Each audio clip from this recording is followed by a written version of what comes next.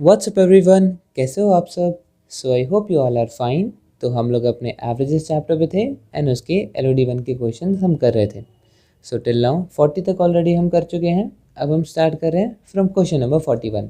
So let's read. The average score of a cricketer in 3 matches is 33 runs and in 2 other matches it is 23 runs. Find the average in all the 5 matches. Okay, तो अब ये combined matches का question है, combined averages का, sorry. तो इसमें क्या होता है, एवरेज दे रखा है 3 मैचेस का इतना, 2 मैचेस का इतना, तो टोटल बताओ 5 मैचेस का कितना एवरेज होगा। एंड ऐसे हम बहुत सारे क्वेश्चंस कर चुके हैं, तो देखते हैं। Average score of a cricketer in 3 matches is 33 runs. Okay, तो अभी हम 3 मैचेस की बात कर रहे हैं। तो 3 मैचेस में उस क्रिकेटर का एवरेज होता है 33 runs.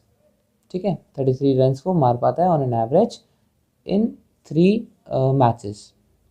And in 2 other matches, 2 other मतलब अब इसको हटा के आगे के कोई 2 और, ठीक है। इन 2 other matches it is 23 runs. अब जहाँ पर इट इज़ आ गया ना, इसका मतलब पिछले वर्ड से एसोसिएटेड है, तो एवरेज स्कोर की ही बात हो रही है।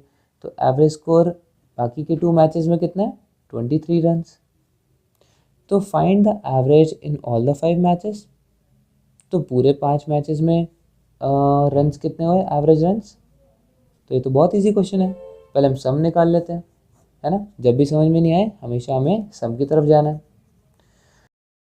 तो उस क्रिकेटर ने 3 मैचेस में 33 रन्स बनाए हैं एवरेज, ठीक है। तो 33 multiplied by 3 that is 99 runs उसने टोटल इन 3 मैचेस में बनाए, ठीक है। ये टोटल है, ये एवरेज है। अब हम देखते हैं उसने बाकी के जो 2 मैचेस हैं उसमें उसने टोटल कितने रन्स बनाए हैं। 23 is the average, so 23 multiplied by 2 46 उसने टोटल रन्स बनाए हैं इन 2 मैचेस में, ठीक है। अब टोटल 5 मैचेस में उसने कितने रन बनाए भाई, टोटल 5 मैचेस में उसने बनाए 99 + 46 दैट इज़ 145 रन्स, ठीक है। अब ये रन्स कितने मैचेस के हैं, 5 मैचेस के, तो n = 5। तो मीन क्या हो गया आपका, मीन हो गया sum upon n that is 145 upon 5 that is 5 × 2 and 5 × 9, 29 runs is our answer. Easy था ना। अच्छा, जिन्हें मिक्सचर एंड एलिगेशन आता है ना, वो इसको और एफिशिएंटली कर सकते हैं। वो क्या करते हैं, देखो अब ये मैं सजेस्ट करूँगा जिसे मिक्सचर एंड एलिगेशन आता है वही इसे सुने, ठीक है। बाकी आप इससे भी जा सकते हो, ये भी ईजी है।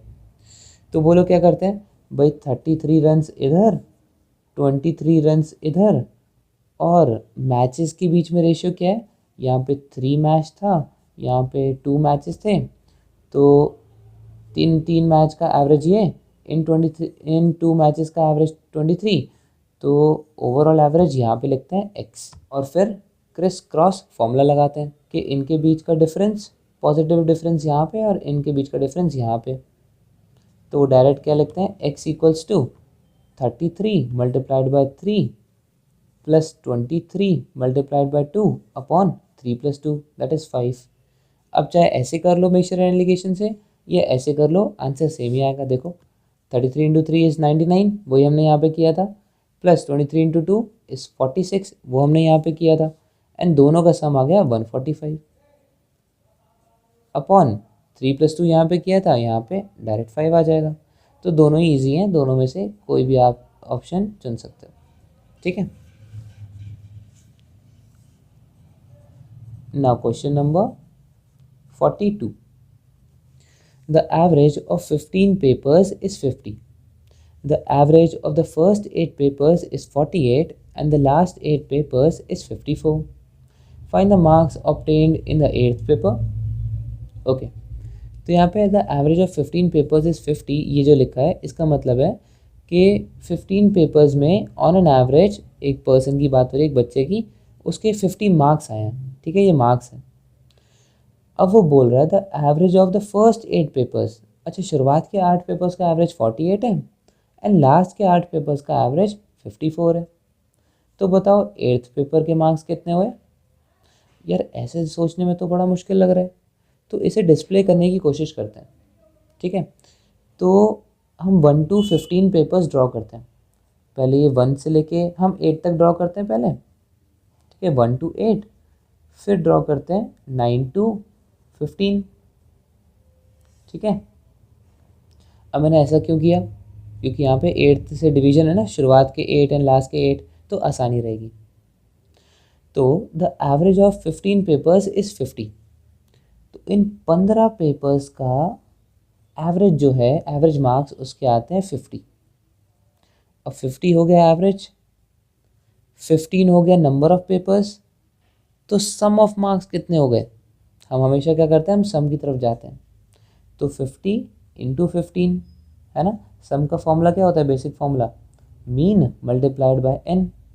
तो ऑन एन एवरेज उसके 50 मार्क्स आए हैं 15 पेपर्स में, तो 50 इंटू 15 यानी कि 750 मार्क्स आए हैं टोटल 15 पेपर्स के, अगर मैं मार्क्स मिला दूँ, ठीक है, 750 मार्क्स किसके, उस बच्चे के 15 पेपर्स में, ठीक है, गॉट इट।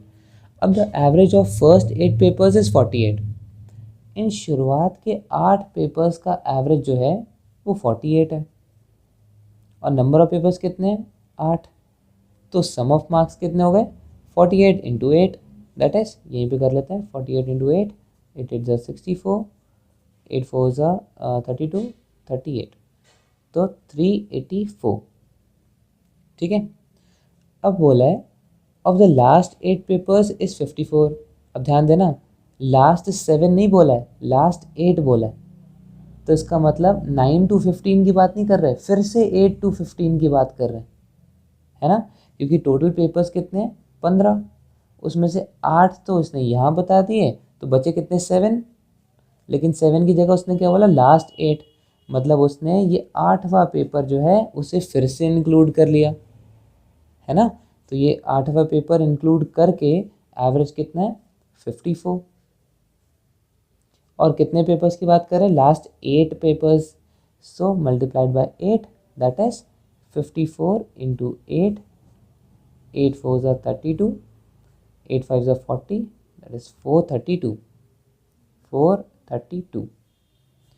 अब आप ये देखो 384 प्लस 432, इसका सम इससे ज़्यादा आएगा। वाई, क्योंकि जो 750 है ये 1 से लेके 15 तक के पेपर्स का सम है, लेकिन ये जो 384 एंड 432 आ रहा है, ये जो सम है ये 1 से लेके 15 तक तो है ही है, प्लस 8th वाला भी है। कैसे, क्योंकि 8 इसमें 2 बार इंक्लूड हो गया, एक बार 1 to 8 से एंड देन फिर 8 से 15 तक, ठीक है।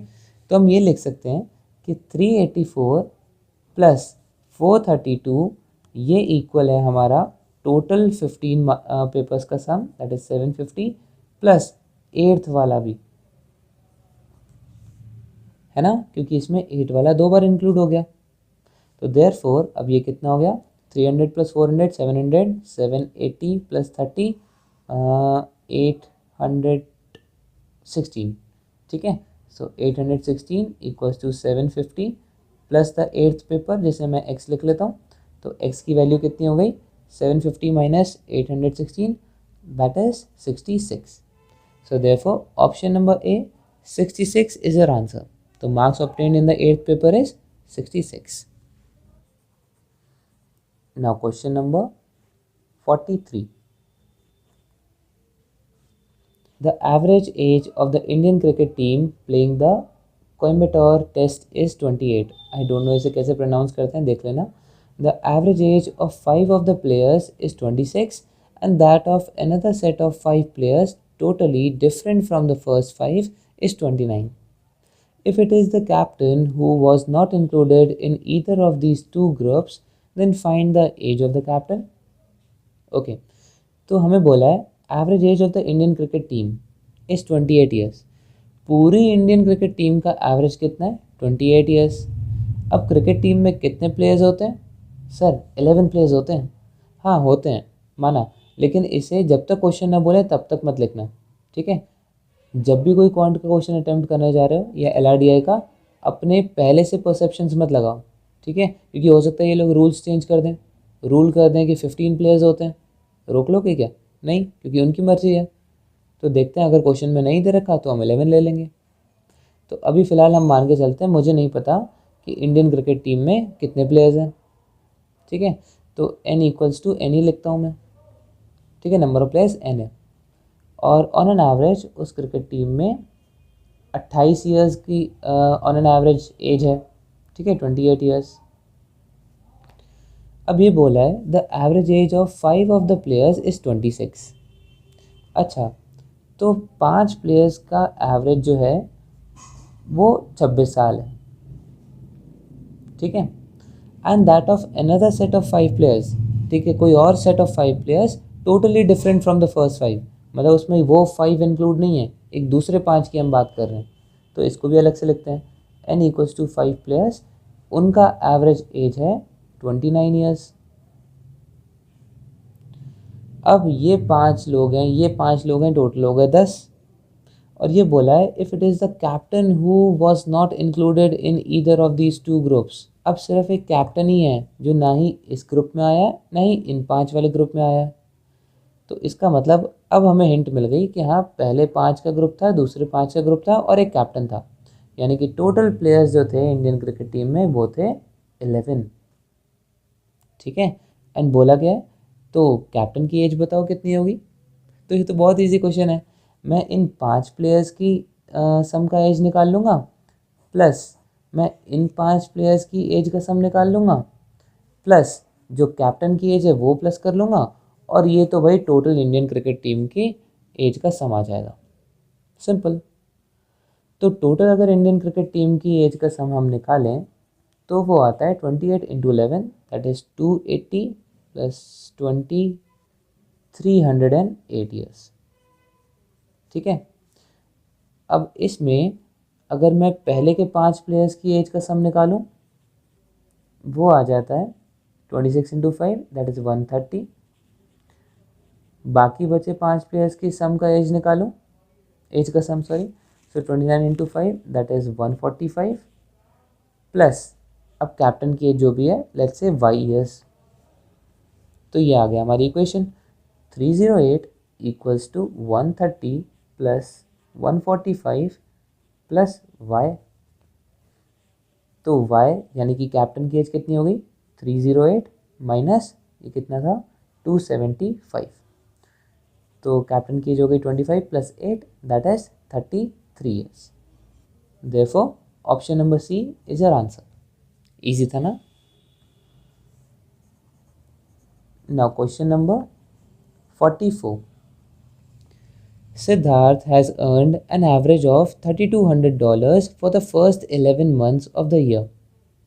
If he justifies his staying in the US on the basis of his ability to earn at least $4,000 per month for the entire year, how much should he earn in dollars in the last month to achieve his required average for the whole year? Okay, तो अभी 2 parts में question divided है, कितना वो actual में earn करता है and दूसरा पार्ट है कितना वो सोचता है कि मुझे इतना तो करना ही करना है। ठीक है, तो सिद्धार्थ ने ऑन एन एवरेज $3,200 अर्न किया for the first 11 months of the year.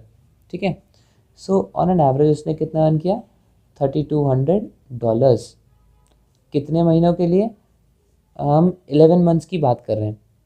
ठीक है, if he justifies his staying in the US on the basis of his ability to earn at least $4,000 per month for the entire year, how much should he earn in dollars in the last month to achieve his required average for the whole year? Okay, अब वो justify करता है कि यार मेरा US में रहना justify तब होगा जब मैं एटलीस्ट $4,000 पर मंथ कमाऊँ फॉर द एंटायर ईयर। ठीक है, तो ये तो उसकी एक्चुअलिटी है, और यहाँ पे वो अनुमान लगाता है, एस्टिमेशन, कि मैं एटलीस्ट $4,000 तो कमाऊँ पर मंथ, है ना। तो अब हम क्या करेंगे, हम पूरे ईयर का लेके चलते हैं। ठीक है, सो $4,000 उसने एस्टिमेट किया था कि वो पर मंथ कमाएगा फॉर द एंटायर ईयर। तो अगर हम पूरे साल की बात करें तो उसने टारगेट बना रखा था मल्टीप्लाइड बाई 12, दैट इज 12 4 ज़ा $48,000 उसे पूरे साल भर में कमाने ही कमाने। ये क्या था, ये था उसका टारगेट। उसने 11 महीने तक कितना टारगेट अचीव कर लिया वो भी देखते हैं। तो ऑन एन एवरेज उसकी अर्निंग थी $3200 पर मंथ और ये 11 महीनों के लिए था। तो अब तक उसने 3200 इंटू 11 दैट इज़ 320 एंड 32 350 20 ठीक है। तो अभी तक उसने 11 महीनों में 35,200 रुपीज़ कमा लिए हैं। तो अब उसे यही क्वेश्चन में बोला है कि उसे अब ये लास्ट महीने कितना और कमाना पड़ेगा ताकि उसका ये टारगेट अचीव हो जाए। सिंपल, तो 35,200 प्लस 12th मंथ में वो जितना कमाएगा इक्वल्स टू 48,000 उसका टारगेट। इसे मान लेते हैं y, तो y की वैल्यू कितनी होगी 48,000 माइनस 35,200 दैट इज 800 2,800 एंड 12,800 ठीक है। तो therefore option number B is your answer. तो जैसे जैसा क्वेश्चन बोला है वैसा वैसा उसे सिंप्लीफाई करते जाओ, आंसर अपने आप ही आएगा। ऑलराइट, अब चलते हैं हमारे लास्ट क्वेश्चन की तरफ for this video. Question number 45। A bus goes to Ranchi from Patna at the rate of 80 kilometers per hour. Another bus leaves Ranchi for Patna at the same time as the first bus at the rate of 90 kilometers per hour.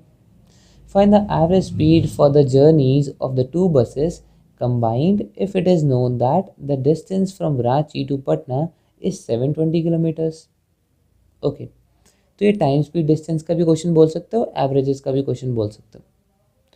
तो question में बोला क्या है, रांची और पटना की बात की है, ठीक है। This is Ranchi and let's say this is Patna. तो अब bus goes from Ranchi to Patna at the rate of 80 kilometres per hour. तो एक बस जो है वो रांची से पटना की तरफ जाती है और उसकी स्पीड होती है 80 किलोमीटर्स पर आवर। अनदर बस लीव्स रांची फॉर पटना, अच्छा ये मैंने उल्टा कर दिया, अ बस गोज टू रांची, चलो मैं इसे P मान लेता हूँ, इसे R कर लेता हूँ, ठीक है। तो अब bus goes to Ranchi, Ranchi की तरफ जाती है from Patna at the rate of 80 kilometres per our. Another बस लीव्स रांची फॉर पटना, ठीक है, पटना के लिए जाती है और रांची से लीव करती है एट द सेम टाइम, उसी सेम टाइम पे एज द फर्स्ट बस eight the rate of 90 kilometres per our, और उसकी स्पीड होती है 90 kilometres per our. Alright, find the average speed for the journeys of the two buses combined if it is known that the distance from Ranchi to Patna is 720 kilometers. अच्छा, रांची से पटना का distance कितना है 720 kilometres. Okay, तो एक बस है जो कि 80 किलोमीटर्स पर आवर की स्पीड से जाती है यहाँ से यहाँ, सेम डिस्टेंस है, एंड एक बस यहाँ से यहाँ जाती है 90 किलोमीटर्स पर आवर की स्पीड से। तो अब इन दोनों जर्नीज़ की एवरेज स्पीड कितनी हुई सर 80 प्लस 90 अपॉन 2, हम ऐसी तो एवरेज निकालते हैं, लेकिन नहीं, दिस इज़ रॉन्ग। मैंने आपको पिछली वीडियोस में बताया था जब भी हम एवरेज स्पीड की बात करते हैं तो हम ये बेसिक फॉर्मूला नहीं लगाते, क्योंकि एवरेज स्पीड जो है, ये जो स्पीड दे रखी है ना 80 90, ये अपने आप में ही एक एवरेज है ना। कभी कोई देखा है एक गाड़ी कांस्टेंट 80 किलोमीटर पर आवर की स्पीड से चल रही है? नहीं ना। वो अगर पटना से स्टार्ट हुई है तो ग्रेजुअली उसको 0 से 10 हुई, 10 से 30 40 फिर 80 हुई, है ना, देन 90 में भी हुई, फिर लेकिन ऑन एन एवरेज उसका रूट निकला वही वो 80 किलोमीटर्स पर आवर से चली थी, ठीक है। सिमिलरली फॉर दिस बस एज वेल। तो जब हम एवरेज स्पीड की बात करते हैं, मैंने आपको बताया था ये बेसिक फॉर्मूला होता है, यूनिवर्सल फॉर्मूला, जो कि है total distance upon total time. ये हमें फॉर्मूला लगाना है, ठीक है। तो भाई टोटल डिस्टेंस कितना हो गया इस बस के लिए, टोटल डिस्टेंस हो गया पटना से रांची यानी 720 किलोमीटर्स, और इस बस के लिए भी सेम डिस्टेंस हो गया रांची से पटना 720 किलोमीटर्स, ठीक है, अपॉन ये टोटल टाइम है, ठीक है। टोटल टाइम कितना लगा भाई, टाइम का बेसिक फॉर्मूला होता है डिस्टेंस अपॉन स्पीड, ठीक है। तो इस बस को पटना से रांची जाने में कितना टाइम लगा, 720 किलोमीटर्स चली अपॉन 80 की स्पीड से, दैट इज 9 आवर्स का टाइम लगा, ठीक है। और इस बस को कितना टाइम लगा, ये भी 720 किलोमीटर्स चली लेकिन 90 की स्पीड से, तो देयरफॉर 8 आवर्स लगे। तो टोटल टाइम कितना हो गया, 9 + 8। ठीक है, तो ये कितना हो गया, 720 + 720 that is 1440 upon 9 + 8 that is 17। तो एक तो ये हो गया आपका तरीका। और एक मैंने आपको शॉर्टकट भी बताया था कि इसमें आप ध्यान से देखो, इसमें दोनों जर्नीज़ में डिस्टेंस कांस्टेंट है ना। ये नहीं कि ये कोई डिफरेंट डिस्टेंस चल रही है, ये कोई अलग डिस्टेंस चल रही है, दोनों 720 किलोमीटर ही चल रही हैं। एंड हमने सीखा था कि व्हेन डिस्टेंस इज कांस्टेंट तो क्या होता है, तो हम एवरेज स्पीड का फॉर्मूला यूज़ करते हैं 2 × S1 S2 upon S1 + S2, है ना। इसे कहते हैं हम हार्मोनिक मीन। और फिर इसका यूज़ करके हम कैसे निकाल सकते हैं, S1 है फर्स्ट स्पीड, S2 है सेकंड स्पीड, तो 2 × 80 × 90 अपॉन 90 + 80 दैट इज़ 170। तो ऐसे भी कर लो, 9 8 72 × 2 1440 अपॉन 170। तो दोनों से ही कर सकते हो, आंसर सेम ही आएगा। अल्टीमेटली आंसर आपका आ जाएगा 84.705 kilometres per hour. So therefore option number A is your answer. So that is it for this video. These were the solutions from 41 to 45. I hope आपकी समझ में आया होगा। कोई भी प्रॉब्लम हो तो उसे कमेंट सेक्शन में पूछ लेना। एंड अगर वीडियो अच्छी लगी so do not forget to like, share and subscribe to our channel. And thank you so much for watching.